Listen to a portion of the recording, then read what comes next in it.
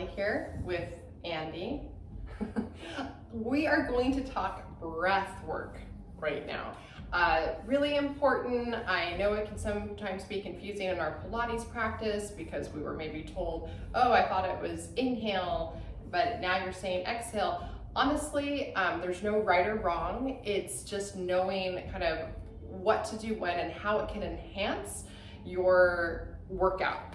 And how it can connect you deeper to what you're doing. So I just wanted to go over kind of the typical Pilates breathing, the lateral rib cage breathing, where you're breathing into the sides of your ribs and you're maintaining tone in your abdominals. So a lot of times we're pulling in here and we're maintaining that tone, meaning we're not letting the belly relax, and we're able to breathe in our lateral rib cage. That is a great breathing technique that you will see in the harder abdominal exercises and when you're having to sustain a movement for long periods of a time.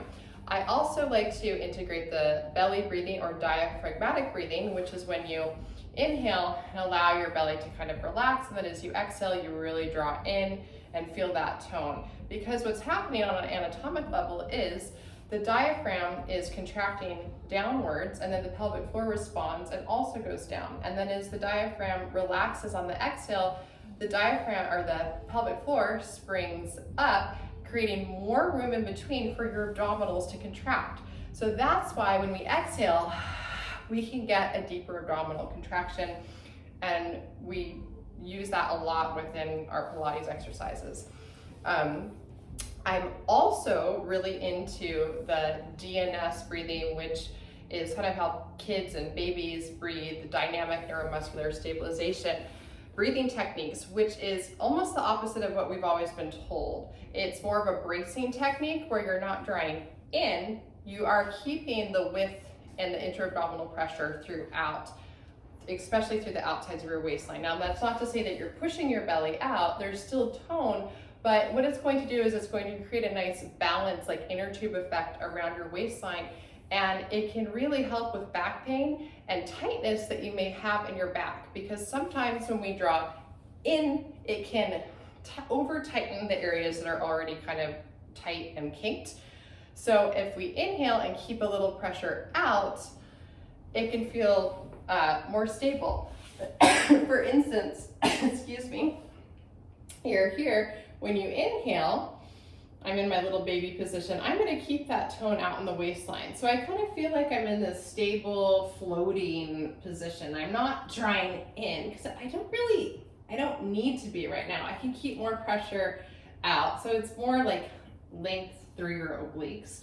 And then I can move really easily here. So that's something to play with as well. I think that we want to be well versed in our breathing techniques, and when I teach, I always try to cue the breathing, but don't ever think that you're wrong, because it's also good to cross train and inhale when maybe you should be exhaling, just to challenge your mind and your breath and your body in a different way. So there's no right or wrong. We need to really move away from that, but how can we use our breath to connect ourselves on a deeper level to what we're doing and what is the initiation in the movement. So I hope this was helpful, to be continued, but just, keep breathing. You want movement in your ribs. A lot of times if we're tight in our intercostals, the breath will not move, but you want your body to have this kind of jellyfish-like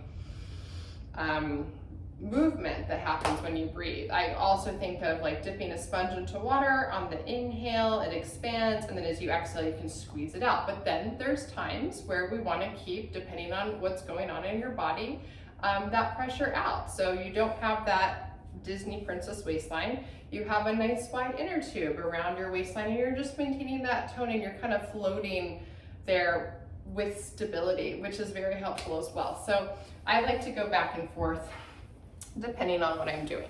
I hope this was helpful. Please ask any questions if you have them. I would be happy to help. I'm just sharing what has worked for me and what I know, but it's always fun to keep experimenting with different breathing patterns and know that there's no right or wrong. It's just what you're doing when. You want to have a nice broad repertoire of breathing techniques that you can use at your disposal. Okay, thank you so much for watching, and I will see you very soon. Bye.